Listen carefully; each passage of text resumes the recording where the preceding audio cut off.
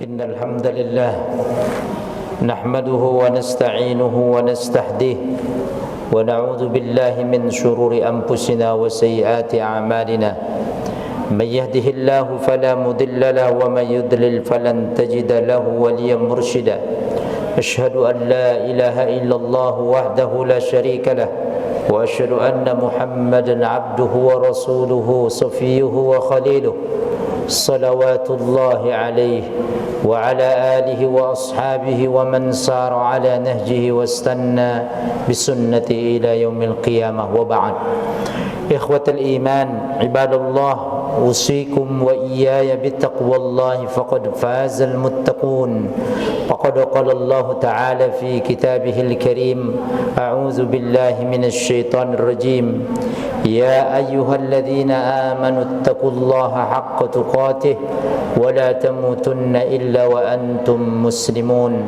يا أيها الناس اتقوا ربكم الذي خلقكم من نفس واحدة وخلق منها زوجها وبث منهما رجالا كثيرا ونساء واتقوا الله الذي تساءلون به والأرحام إن الله كان عليكم رقيبا يا أيها الذين آمنوا اتقوا الله وقولوا قولا سديدا يصلح لكم أعمالكم ويغفر لكم ذنوبكم ومن يطع الله ورسوله faqad faza fawzan azima.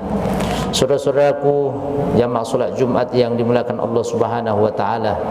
Puji dan syukur kita persembahkan kepada Allah Jalla Jalaluh di hari yang penuh dengan keberkahan kemuliaan ini, Sayyidul Ayyam.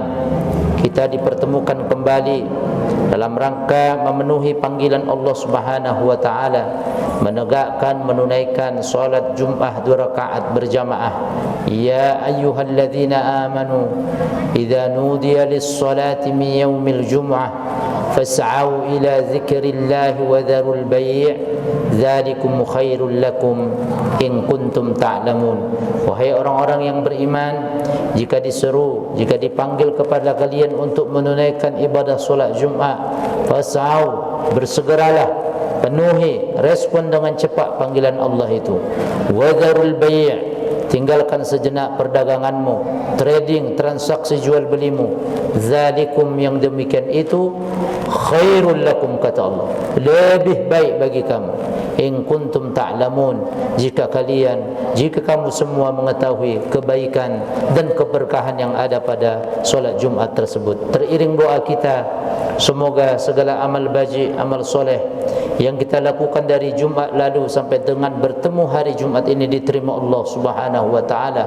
Khilaf, kealfaan, dosa-dosa dan kesalahan kita Allah maafkan dan Allah ampunkan. Allahumma amin. Salawat dan salam jamaah Jumat mari kita kembali sampaikan siang hari ini kepada junjungan kita, teladan kita, Nabi besar Muhammad sallallahu alaihi wasallam, kepada seluruh keluarga beliau, kepada seluruh sahabatnya, tabi'in, tabi'ut tabi'in, dan kepada siapa saja dari umatnya yang senantiasa setia mengikuti jejak langkah risalah-risalah beliau. Kelak semoga kita diakui menjadi pengikut umatnya, bisa mendapatkan syafaat beliau nanti di padang mahsyar. Allahumma amin. Yang selanjutnya, khatib berwasiat kepada khatib pribadi dan kepada semua saudara-saudaraku jamaah solat Jumat yang hadir, marilah kita meningkatkan kualitas keimanan kita, ketakwaan kita. Hayya nujaddidu imanana walau sa'ah, mari kita charger, kita perbaharui keimanan, tingkat kualitas ketakwaan kita walaupun sejenak. InsyaAllah dengan ini adalah bekal yang terbaik nanti kita menghadap Allah Subhanahu wa ta'ala. Wa tazawwadu fa inna khairaz zadi taqwa wattaquni ya ulil albab. Berbekallah kalian kepada Allah untuk menghadap Allah dengan keimanan dan ketakwaan. Fa inna khairaz zadi taqwa, kata Allah, sebaik-baik bekal, deposito tabungan kebaikan yang kita kumpulkan menghadap Allah adalah keimanan dan ketakwaan kita. Pamaudu khutbatina al-yawm ibadallah ala wa huwa, topik khutbah kita pada siang berkah Jumat kali ini adalah 5 hal yang harus kita segerakan. Dalam sebuah hadis Rasulullah SAW bersabda, at-ta'ani minallah wal ajalatu minasyaitan. Ketenangan itu datang dari rahmat Allah. Tergesa-gesa itu bagian dari bisikan syaitan. Jadi kalau kita tenang bawaannya, itu pertanda mendapatkan curahan rahmat Allah. Orang tergesa-gesa itu bagian dari syaitan, kata Rasulullah SAW. Tetapi para ulama kemudian memberikan pengecualian, exception. Ada 5 hal yang harus kita tergesa-gesa, yang harus kita lakukan segera, jangan ditunda. Yang pertama disebutkan dalam kitab Hilyatul Awliya karangan Hatim Al-Aswam, jilid ke-8 halaman 78. Al-ajalatu minasyaitani illa fi khamsin. Tergesa-gesa itu perbuatan syaitan kecuali 5 hal. Yang pertama, jamaah sekalian, at-taubatu minadz-dzambi idza aznab. Melakukan, segera bertobat kepada Allah kalau kita tergelincir melakukan kesalahan dan dosa. Jangan ditunda. Walladzina idza idza fa'alu fahishatan aw zalamu anfusahum dzakarullaha fastaghfaru lidzunubihim. Ciri orang yang muttaqin di antaranya adalah apabila mereka tergelincir melakukan salah dan dosa, cepat-cepat mereka mengingat Allah dan mohon ampun. Wa may yaghfiru dzunuba illa Allah, tak ada yang bisa mengampuni dosa kecuali Allah. Walam yusirru ala ma fa'alu wa hum ya'lamun. Dan orang itu kemudian tidak melakukan dosa itu terus menerus sementara dia mengetahui kalau perbuatan itu dosa. Karena kita bukan malaikat, kemungkinan ada potensi kita melakukan salah dan dosa, maka yang harus kita lakukan adalah segera bertobat sebelum kematian datang. Kullu bani Adam khata'un, dalam hadis sahih, setiap anak Adam manusia itu ada potensi melakukan salah dan dosa. Wa khairu khatta'in, kata Rasul, sebaik-baik orang yang melakukan salah dan dosa at-tawwabun, kata Rasul, yang bersegera dia bertobat kepada Allah Subhanahu wa taala. Ini yang harus disegerakan, harus kita buru-buru melakukannya dan tidak termasuk perbuatan syaitan. Yang kedua, jamaah sekalian, qada'ud dain idza wajab, melunasi tanggungan hutang segera. Makanya Nabi SAW mengajarkan kita doa pagi, zikir petang agar terhindar dari hutang. Ada 8. Di antara 8 itu 2 Rasul mengajarkan kita wa'udzubika min ghalabati ad-dain wa qahrir rijal. Wa'udzubika min ghalabati ad-dain wa qahrir rijal. Ya Allah, aku berlindung kepadamu dari lilitan hutang dan tekanan intimidasi seseorang yang menghutang itu. Dalam hadis lain Rasul mengatakan hutang itu, jamaah sekalian, hammun fil lail, menjadi masalah pikiran di malam hari, tak tenang. Wa dhillun fin nahar, kata Rasul, hutang itu jadi kehinaan di siang hari, kepala tak bisa tegak. Orang kalau sudah hidupnya penuh dengan hutang. Maka ayat dalam Quran, jamaah sekalian, Jumat yang melakukan Allah, Masjid Al-Aqsa, Permata, ayat dalam Quran 30 juz yang paling panjang satu ayat menerangkan hutang piutang. Al-Baqarah 282, satu halaman, safwa wahidah, one page, Allah terangkan itu ayat tentang piutang paling panjang dalam Quran. Ini memberikan pelajaran kepada kita, jangan coba-coba kita hutang kalau tidak mampu untuk membayar. Riwayat sahih mengatakan Rasul tak mau menyolati mayit jenazah yang sebelum dibayar hutangnya, karena dia hak adami. Jangan jadikan gaya hidup kita penuh dengan hutang, akan jadi pikiran hamun, humum, gundah gulanau, galau di malam hari pikiran, wa dhillun fin nahar, kata Rasul, hina, tak bisa tegak kita di siang hari, kita akan disetir. Maka Rasul Islam mengajarkan kita kesederhanaan sesuai dengan kebutuhan kita. Jangan lifestyle gaya hidup kita penuh dengan hutang. Na'udzubillah min zalik. Kalau kita sudah hutang, berarti kita harus wajib membayar hutang itu. Kalau kita sudah wafat, ahli waris harus diwasiatkan teruskan untuk membayar hutang. Allahu Akbar. Qada'ud dain, membayar hutang. Ini harus disegerakan. Jangan pula kita hutang kemudian kita kabur dan seterusnya. Itu hak adami. hubungan kita hablum minan nas yang harus kita bayar. Kalau tidak, masalah berat nanti di hadapan Allah Subhanahu wa taala. Bukan perkara sepele hutang ini. Maka 1443 tahun lebih lalu Rasul mengajarkan doa supaya tidak hutang-hutang. Allahu akbar. Yang ketiga jamaah, yang harus disegerakan, buru-buru kita melakukan, dan itu bukan pekerjaan setan, adalah it'amut ta'am idza hadara ad-dhaif. Menghidangkan makanan, menjamu tamu kalau dia datang ke rumah kita. Jangan ditunda. Karena tamu yang datang hakikatnya membawa rezeki, bukan mengurangi rezeki kita.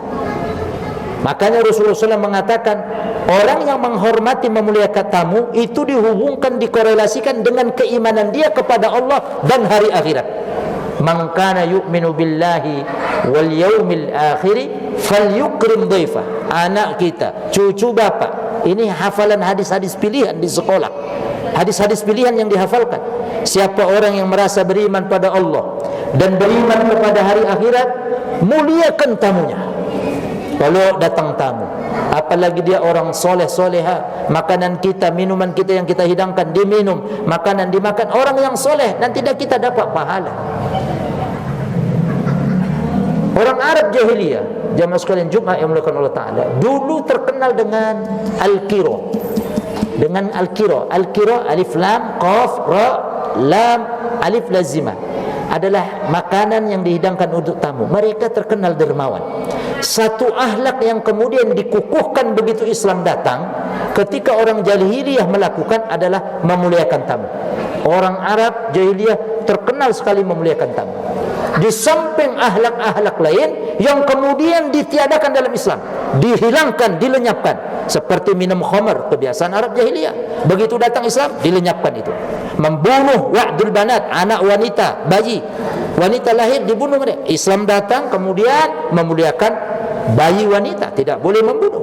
Berzina, main riba, dan seterusnya, itu ditiadakan. Satu kebiasaan mereka yang kemudian Islam datang dikukuhkan. Bahkan Nabi mensabdakan tadi, dikaitkan dengan iman kepada Allah dan hari akhir, memuliakan tamu. Jadi kalau ada tamu, segera dijamu, jangan ditunda-tunda. Apalagi sampai kalau pura-pura kita tidak ada di dalam rumah, apalagi kalau sudah janjian. Dan itu merupakan perbuatan yang terpuji yang harus disegerakan. Yang selanjutnya, yang keempat sebelum terakhir, tazhizul mayyit idza mat. Melakukan dan melaksanakan fardu kifayah bila ada orang mukmin yang wafat atau meninggal. Disegerakan fardu kifayahnya. Apa itu fardu kifayah? Adalah sebuah kewajiban yang dibebankan oleh Allah kepada sekelompok kaum mukminin. Jika sekelompok itu, komunitas itu melaksanakan kewajiban itu, gugur kewajiban kaum mukmin semuanya. Itu yang disebut fardu kifayah, kewajiban kolektif. Berbeda dengan solat 5 waktu, puasa Ramadan, itu fardu ain, keperduan kewajiban yang dibebankan Allah, diwajibkan atas pribadi-pribadi. Melaksanakan fardu kifayah tidak boleh ditunda-tunda. Mulai dari memandikan mayit, yang kedua mengkafani mayit, yang ketiga mensolatkan jenazah atau mayit tersebut, dan yang keempat menguburkan ke liang lahat di kuburan. Kalau sudah ini terjadi, ada kematian, tidak boleh ditunda-tunda. Dalam hadis Rasulullah bersabda, innal abda idza ahabba liqa Allah ahabba Allahu liqa'ah. Sesungguhnya seorang mukmin, kalau dia cinta ingin bertemu Allah, Allah cintakan dia ingin bertemu kepada Allah. Wa innal kafira wal fajir, sesungguhnya orang yang tak ada iman, orang kafir dan orang fajir, orang yang fasik, kariha liqa Allah, dia benci bertemu Allah. Fakarihallahu liqa'ah, dalam hadis sahih, Allah bencikan dia bertemu dengan Allah. Faqulna ya Rasulullah, para sahabat kemudian menjawab, berkata, kulluna nakrahul maut, semua kita benci kematian. Apa jawaban Rasulullah? Kalau dia orang baik, ruhnya baik, amal perbuatan baik, dia ingin disegerakan, dia dimakamkan. Maka kalau terjadi nanti, jamaah sekalian, umpamanya ada kematian di keluarga kita, segerakan, jangan ditunda-tunda. Tak perlu menunggu anak yang kuliah dari luar negeri datang, bukan itu yang terpenting. bukan menengoknya anak kita, cucu kita wajah mayit, tetapi setelah itu maukah dia berubah melakukan perintah Allah dan mendoakan si mayit.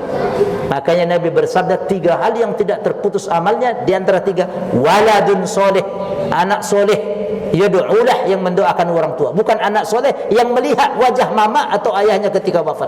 Tak ada fungsi dia tengok wajah mama ayahnya ketika mati wafat, tapi habis itu dia tidak solat. Tak ada fungsi itu. Yang diharapkan mayit doanya, dia berubah.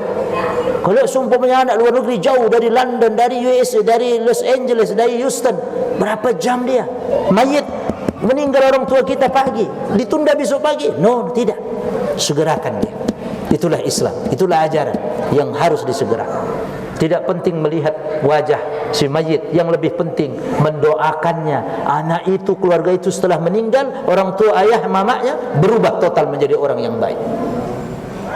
Dan sekarang bisa menggunakan teknologi video call, ada foto, bisa. Kalau dia mau lihat wajah terakhir, bukan itu yang terpenting. Maukah dia berubah menjadi anak keluarga yang soleh setelah itu? Dan yang terakhir jamaah sekalian, yang harus disegerakan, yang harus kita buru-buru melakukan, dan buru-buru ini tidak termasuk buatan syaitan, perbuatan syaitan. Ini khitabnya kepada para wali, orang tua yang punya anak perempuan. Wa tazwijul bikri idza adrakat, menikahkan anak perempuan kita gadis kalau sudah ada jodoh, jangan ditunda-tunda. Wa illa fasadun kabir, kalau ditunda kerusakan yang dahsyat, muncul nanti perzinaan. Maka pernikahan itu menutup rapat-rapat satu dosa besar, yaitu perzinahan. Apalagi sekarang dengan arus deras teknologi informasi, IT, informasi teknologi. Kalau tidak hati-hati, maka jalan satu-satunya mempermudah pernikahan. Belum lagi tantangan dari luar yang baru-baru ini, LGBT. Nauzubillah min zalik. Satu perbuatan dosa yang sangat-sangat Allah murka. LGBT, suka sesama jenis, laki dengan laki, wanita dengan wanita. Untuk membendung itu semua, nikahkan anak wanita kita atau anak laki kita kalau sudah ada jodohnya. Bagi wali merupakan sebuah kewajiban, beban di pundak untuk membentengi apalagi seorang anak gadis wanita kita. Makanya harus disegerakan, tidak boleh ditunda. Perzinahan di mana-mana godaan. Maka satu dalam Islam yang harus disegerakan di antaranya menikahkan putri-putri kita, muslim muslimah, ya, kalau sudah ada jodohnya, jangan ditunda-tunda. Demikian singkat materi khutbah Jumat berkah kali ini yang khatib dapat sampaikan. Semoga menjadi ilmu yang berkah dan bermanfaat, bisa kita petik nanti pahalanya kelak di hadapan Allah di hari kiamat. Amin ya rabbal alamin. A'udzubillahi minasyaitonir rajim. Bismillahirrahmanirrahim. Wal 'asri innal insana lafi khusrin illa allazina amanu wa 'amilus shalihat wa tawassaw bil haqq wa tawassaw bis sabr. Barakallahu li wa lakum fil Qur'anil azim wa nafa'ani wa iyyakum bima fihi minal ayati wa dzikril hakim. Aqulu qouli hadza wa astaghfirullah li wa lakum wa lisairil muslimina min kulli dhanb fastaghfiruhu innahu huwal ghafurur rahim. Hamdan wa syukran lillah, wassalatan wassalaman ala rasulillah wa ala alihi wa ashabihi wa walah wa ba'd. Ikhwatal iman, usikum wa iyaya bittaqwallah, fa inna taqwa madarus sa'adati wal falahi fid dunya wal akhirah. Faqad qala Allah ta'ala fi kitabihil aziz, a'udzu billahi minasy syaithanir rajim, wa tazawwadu fa inna khairaz zadi taqwa wattaqun ya ulil albab. Wa qala aidan innallaha wa malaikatahu yusalluna 'alan nabi ya ayyuhalladzina amanu sallu 'alaihi wa sallimu taslima.